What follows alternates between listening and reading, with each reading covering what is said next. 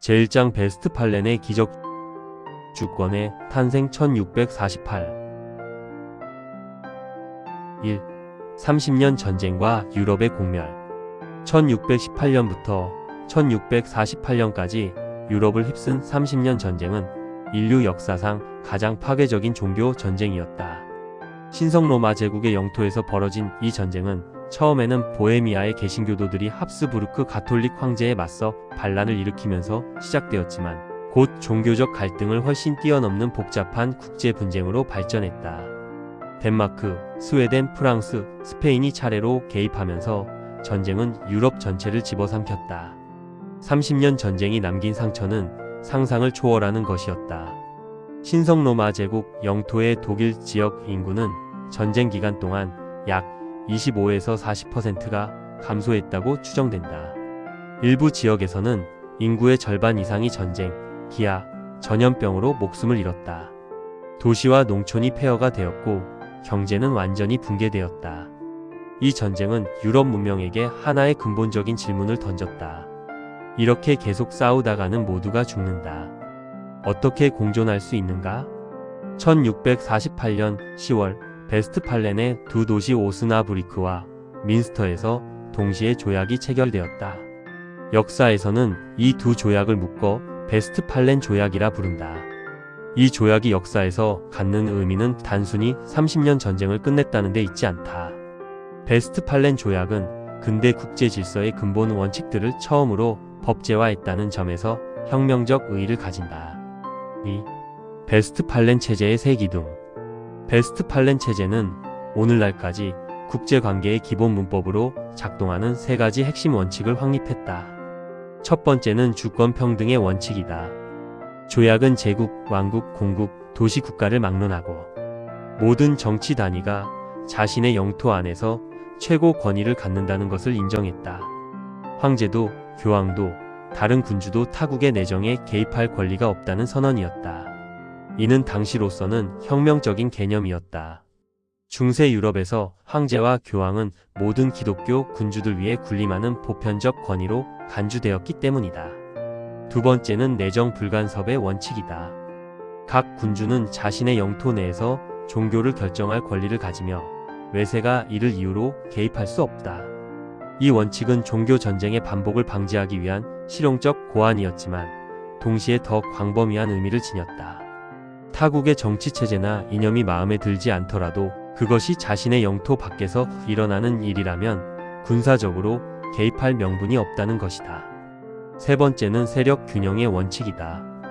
베스트팔렌 체제는 어느 한 세력이 유럽 전체를 지배하는 상황을 막기 위해 국가들이 동맹을 통해 균형을 유지해야 한다는 발상을 도입했다. 이후 유럽의 외교는 끊임없이 변화하는 동맹 관계를 통해 세력 균형을 추구하는 게임이 되었다. 3. 체제의 한계와 균열. 베스트팔렌 체제는 유럽 내부의 무질서를 억제하는 데 상당한 성공을 거두었다. 물론 이후에도 전쟁은 계속되었다. 스페인 왕위 계승 전쟁, 오스트리아 왕위 계승 전쟁, 7년 전쟁 등 크고 작은 분쟁들이 이어졌다. 그러나 이 전쟁들은 모두 외교적 타협으로 마무리되었고 그 과정에서 세력 균형의 원칙이 지속적으로 작동했다. 그러나 베스트팔렌 체제는 근본적인 한계를 내포하고 있었다. 첫째, 이 체제는 오직 유럽의 기독교 국가들 사이의 질서였다. 오스만 제국, 무굴 제국, 청나라 같은 비유럽 세계의 강대국들은 이 체제의 바깥에 있었다. 더 중요한 것은 베스트팔렌 체제가 유럽의 식민지, 팽창을 제한하는 어떤 규범도 포함하지 않았다는 사실이다. 유럽 열강들은 서로에 대해서는 주권과 내정 불간섭을 존중했지만 아프리카, 아시아, 아메리카의 비유럽 민족들에게는 전혀 그러지 않았다. 둘째, 세력 균형 체제는 강대국들의 합리적 계산에 의존했다. 만약 어떤 강대국이 세력 균형을 깨뜨리고 패권을 장악할 기회를 포착했다고 판단한다면 그 유혹을 억제할 메커니즘이 없었다. 나폴레옹이 바로 그 유혹에 굴복한 사례였다. 프랑스 혁명의 이념으로 무장한 나폴레옹군이 유럽을 석권하면서 베스트팔렌 체제는 최초의 심각한 위기를 맞이했다. 4. 빈 체제 베스트팔렌의 진화. 나폴레옹의 몰락 이후 1815년에 열린 빈 회의는 베스트팔렌 체제를 재확인하고 강화했다.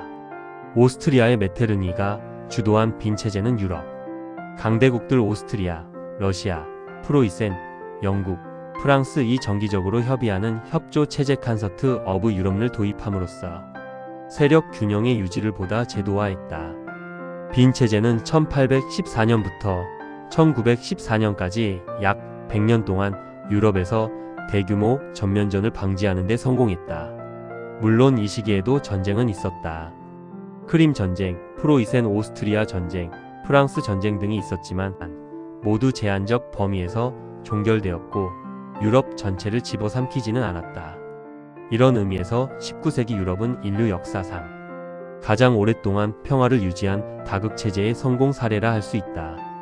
그러나 19세기 후반으로 접어들면서 빈 체제를 지탱하던 조건들이 흔들리기 시작했다. 독일 통일로 등장한 강력한 독일 제국이 기존의 세력 균형을 교란시켰다. 산업화로 인한 경제력과 군사력의 급속한 성장은 강대국들의 야심을 자극했다. 사회주의와 민족주의 같은 새로운 이념이 왕조 중심의 외교 문법을 뒤흔들었다. 100년의 평화는 종말을 향해 달려가고 있었다.